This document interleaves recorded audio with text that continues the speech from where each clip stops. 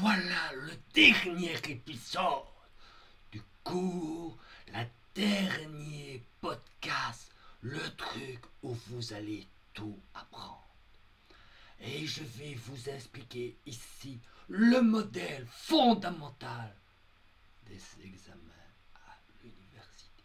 C'est le résultat d'une étude faite par l'équipe pédagogique d'aide à la réussite des étudiants, subsidiée par la communauté française de Belgique, un truc top du top. L'idée de base est la suivante. Vous considérez par exemple les exercices du cours qui partent du numéro 1, voilà, jusqu'au numéro 64. Et vous considérez le temps moyen d'étude qu'un étudiant consacre à chaque exercice. Eh bien, les études psychologiques avancées, vous savez, le respect des consignes Covid et tout ça, ont montré que l'étudiant, au début de quadrimestre, il est plein de bonnes intentions.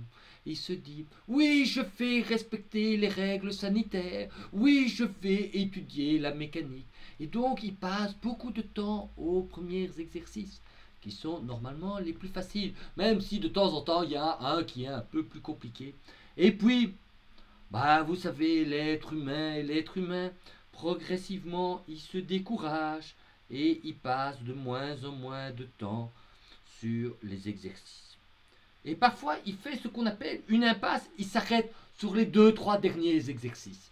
Et il ne passe plus du temps sur les derniers exercices. Donc ça, c'est le temps consacré par un étudiant moyen.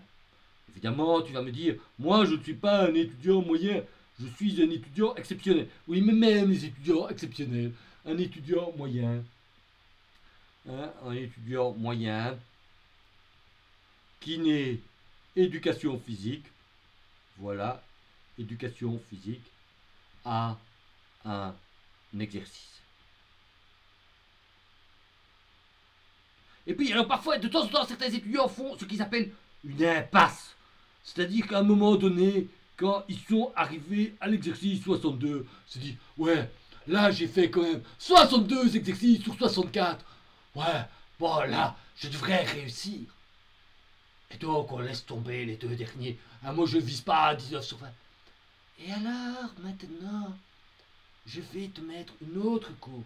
C'est la probabilité que ce connard de prof, c'est-à-dire moi, c'est le type qui est un sale mec fondamentalement, pose quelque chose qui est relié à un des exercices que tu as dû faire pendant le cours.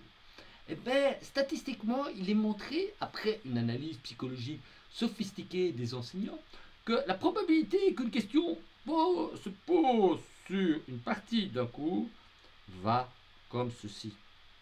Ça, c'est la probabilité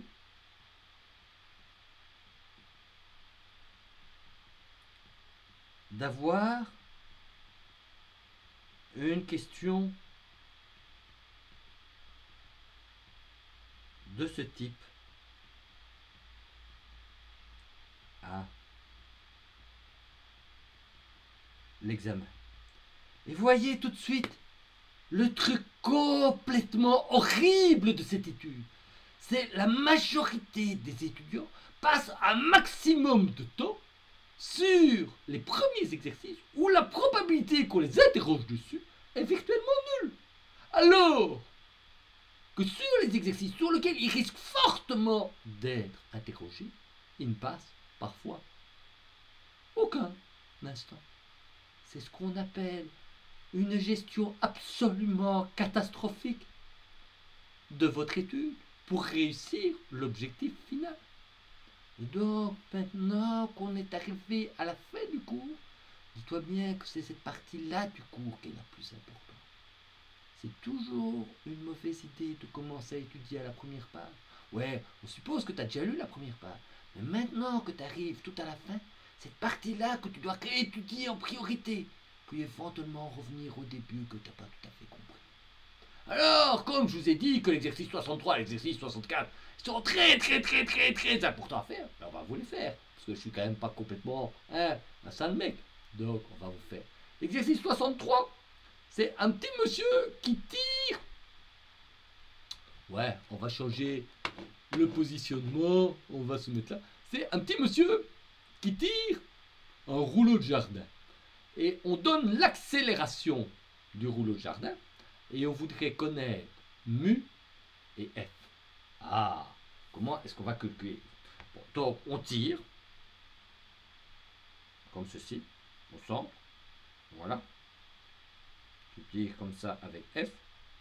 C'est un peu comme le vélo, mais maintenant je tire dans l'axe. Ça va être dur de faire tourner. Alors je vais avoir une accélération.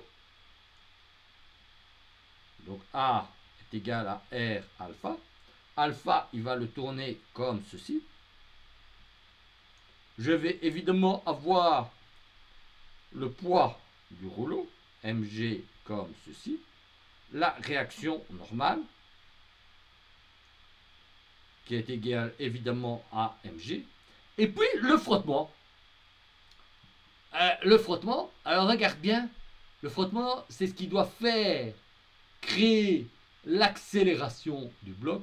Et donc, on peut déjà tout de suite le dessiner ici. C'est que le frottement, il va être mu mg. Et on va vouloir obtenir ce coefficient mu, le rapport entre n et la force de frottement. Okay, c'est pas un mu statique, c'est pas un mu cinétique, c'est la valeur requise. Ok. Alors, comment est-ce qu'on fait ça? Ben, on écrit les deux équations. Donc, tu sais que tu as m r alpha qui est égal à grand A, non, à petit a. C'est égal à quoi? Ben, à la force F qui le fait accélérer. Ouais, là, je ne l'ai pas mis super bien. Je suis un peu d'ordre, je peux bouger l'équation. Voilà. Ok. Et tu vois tout de suite que le frottement, il s'oppose, mais c'est ce qui va faire tourner. Donc tu vois que j'ai créé l'accélération, l'avancée du bloc, et ce qui va faire tourner le bloc, c'est le frottement.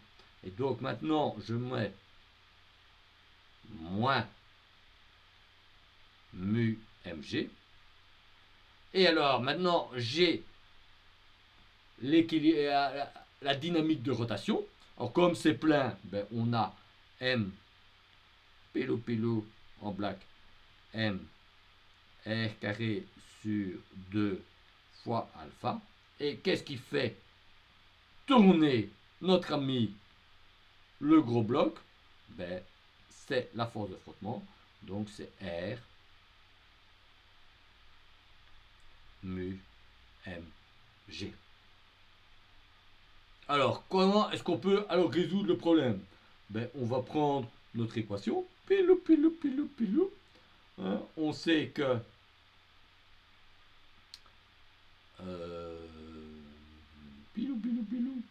que m r a sur 2 est égal à moins r mu mg. Je simplifie mes r respectifs. Voilà. Voilà. Les m respectifs. Et je trouve. Ok. Il n'y a pas de signe moins là. D'accord. J'ai pris cette expression-ci. Comme celui-là. Pélo ici. Et je trouve. Oulala, tu te concentres. Que A.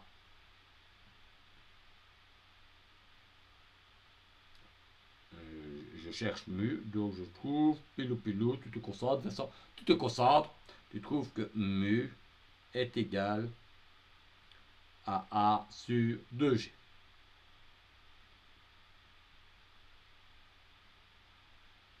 Voilà. Alors, il faut ensuite trouver F.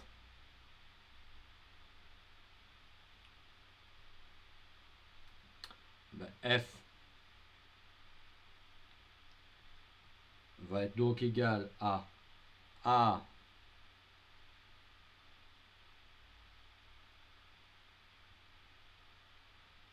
sur 2G fois mg. Et donc ça c'est AM sur 2. Donc ça c'est mon frottement F. Ok. Et alors je dois avoir le grand F. Ben alors le grand F, c'est quoi? Ben alors, je prends l'autre équation, la dernière équation ici.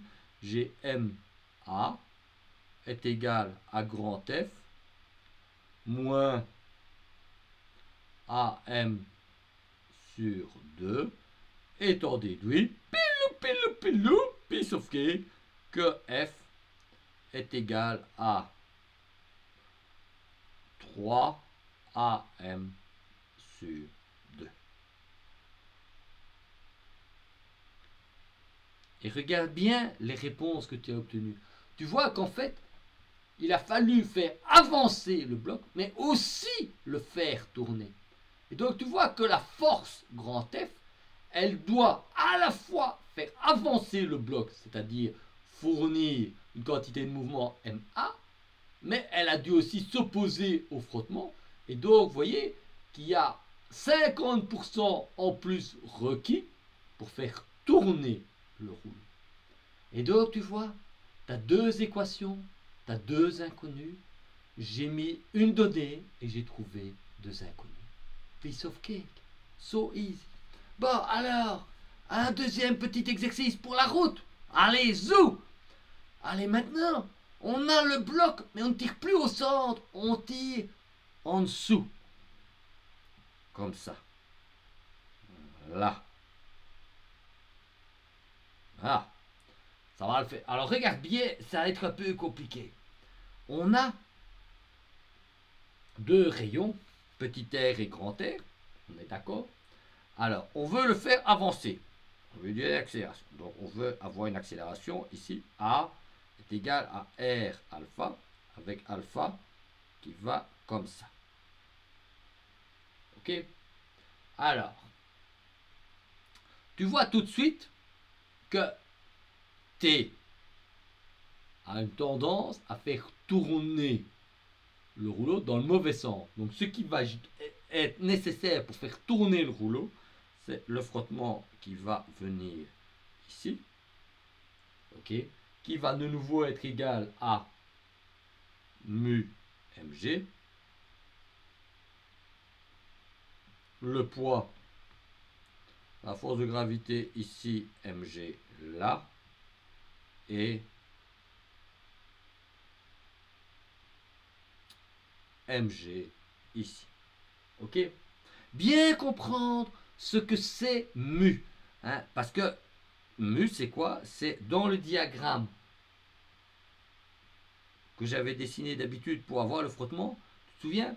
Je avais la force N et la force de frottement, elle montait comme ça avec le frottement statique et puis elle diminuait comme ça avec mu statique ici et mu cinétique ici. Et bien en fait, comme j'ai un roulement sans glissement, je suis dans le cas statique et donc je cherche la valeur qui correspond exactement à la valeur que j'obtiens. Donc ici, j'ai mu n et pour une certaine valeur de n. Ok? Donc mu statique n, c'est la valeur maximale de frottement que je pourrais avoir. Et ici, c'est le frottement tel que je le calcule. Donc bien comprendre ce que je mets par mu. Ok, les deux équations. Alors, pilou. On a l'équation du mouvement. Ben, ça, c'est comme d'habitude m r alpha. Qu'est-ce qu'il fait avancer? C'est la traction T. Voilà. Qu'est-ce qui s'oppose? Le frottement. Pilou. Moins mu mg. Et alors maintenant, la dynamique de rotation. M r carré sur 2 fois alpha. Qu'est-ce qui fait tourner? Ben, moins rt s'oppose à la rotation et ce qui le fait tourner, c'est plus grand R mu mg. Ok? Donc on a bien, et tu notes bien ça, qu'on a bien deux équations et on a bien deux inconnus A et mu. Ok, alors on va essayer de résoudre ça, les enfants. Pilou pilou, c'est la fin de la journée, on est fatigué, vous êtes fatigué, je suis fatigué, tout le monde il est fatigué. Donc on va essayer de faire ça sans s'énerver. Parce que quand même, on ne veut pas orbeguiner ce machin une fois de plus. Hein, on est fatigué, vous êtes fatigué, vous en avez marre, j'en ai marre, tout le monde en a marre. Mais c'est pas grave, on va quand même finir ce truc, hein, parce qu'on est là pour finir ce truc. Bon, alors tu fais ça, on prend la petite équation, pirlou pirlou, et donc je dois résoudre ça. Pirlou pirlou pirlou. Alors regarde tout de suite, tu vas me dire c'est un peu tordu. Alors regarde ce que je vais faire, c'est, tu vois les deux. Ouais, tu les vois pas bien parce que je les ai mal foutus et que je suis devant, hein. Allez, tu recommences une fois, tu prends les équations, tu les bouges un peu. Là. Là. Là. Mais non, là. Bouge-moi ces équations. Là. Oh, il est taquin. Il est taquin. Il veut résister. Là. Ta. Ouais. Faut griller la tablette. Parce que la tablette, elle essaye de résister. Elle veut pas faire ce que je veux faire. Alors, si elle veut pas faire ce que je veux faire, n'oublie pas que pour ce dernier exercice, nous avons nos petits animaux qui vont nous aider. Alors, regarde Castor et on va essayer de trouver la solution de ce petit exercice de tourlibri, de bilou-bilou et de parasoutou. Hein, parce que tout ça est filé. Alors regarde bien, les deux équations, on va s'arranger que le terme à gauche soit les mêmes. Donc je vais prendre l'équation du dessus pour qu'elle ressemble à l'équation du dessus. Alors, regarde bien ce que je vais faire avec l'équation du dessus. Je vais prendre l'équation du dessus et je vais écrire M. Non, pas comme ça, en gros ça c'est L. Hein. Je vais écrire M R carré sur 2 alpha est égal, regarde bien, à R T demi moins mu R demi mg. Et la deuxième équation, je la laisse telle qu'elle.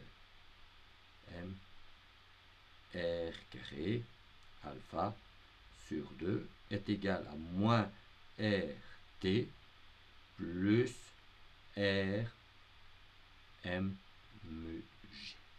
Et alors, ce qui est intéressant, c'est que ce terme-ci, c'est le même que ce terme-là. Et donc, tu peux, entre guillemets, les mettre, les séparer.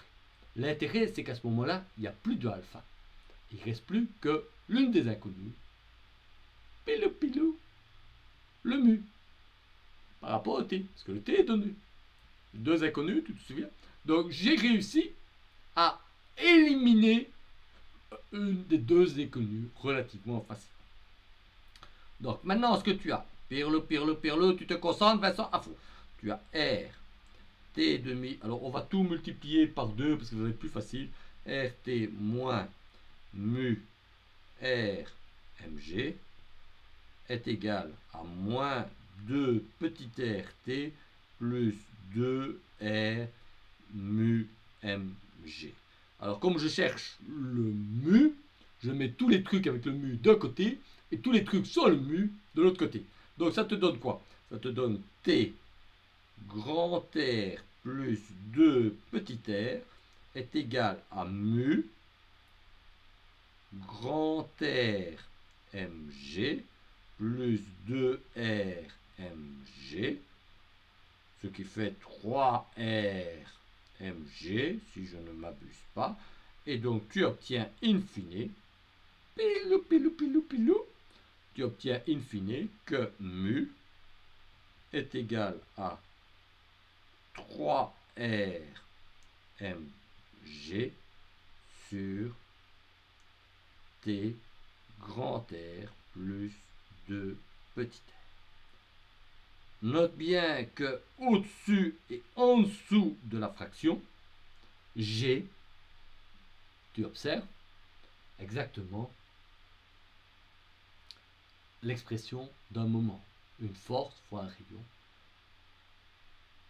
Une tension, une force, fois une différence de rayon.